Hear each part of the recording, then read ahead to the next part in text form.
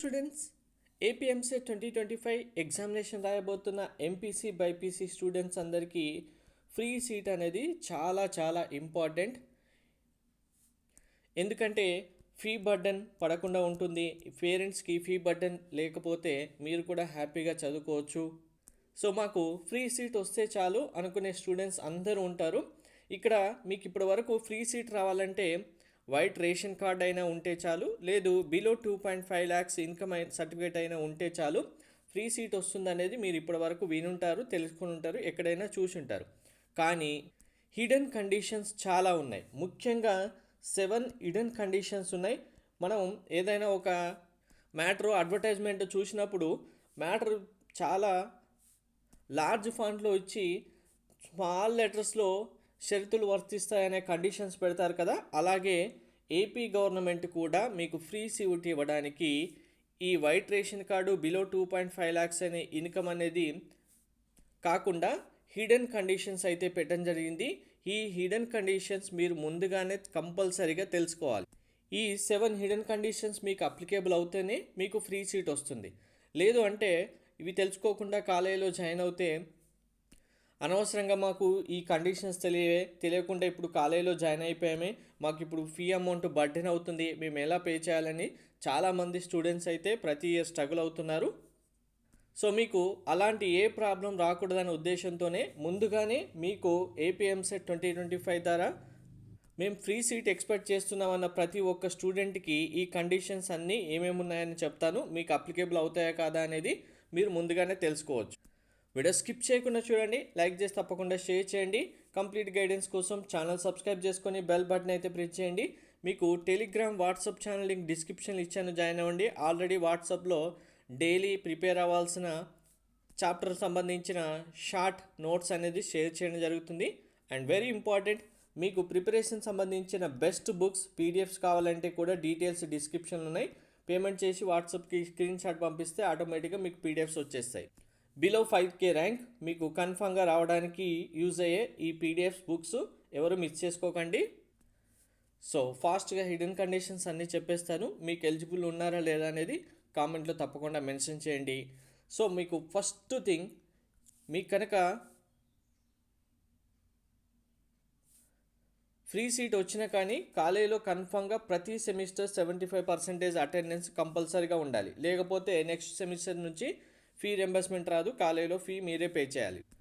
Ineligibility conditions చూడండి, ఇవే hidden conditions అన్నీ. సో ఫస్ట్ వన్, మీకు ఫ్యామిలీ ఇన్కమ్ అనేది బిలో 2.5 lakhs ఉన్న వైట్ రేషన్ కార్డు ఉన్న ఇస్తారు. నెక్స్ట్ ఇక్కడ చూడండి, total land holding of the family to be less than 10 acres of wet, 25 acres of dry. మీకు ల్యాండ్ కనుక ఉంటే అది వెట్ ల్యాండ్ అయితే కనుక బిలో 10 acres ఉండాలి, డ్రై ల్యాండ్ అయితే బిలో 25 acres లోపే మాత్రం ఉండాలి.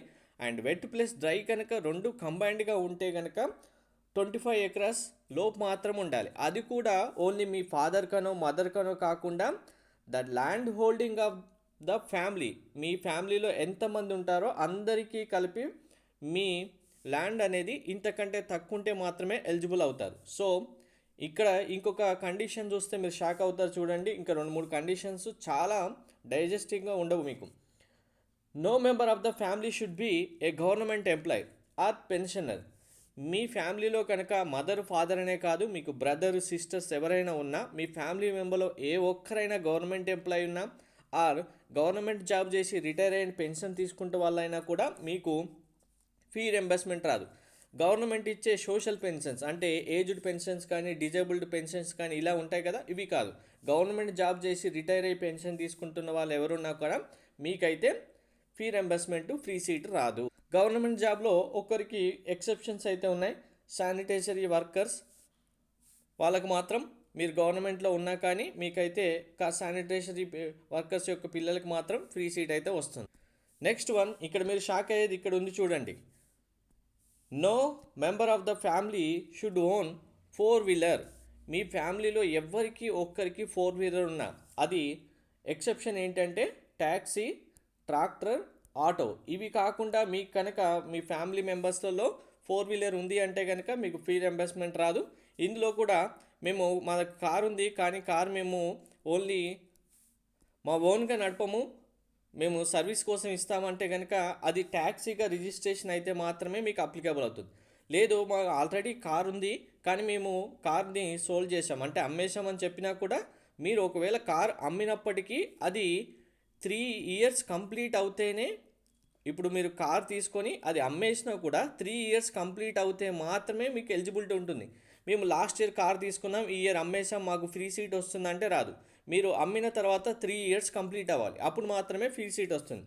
Next one, family who owns no property less than 1500 square feet of buildup area.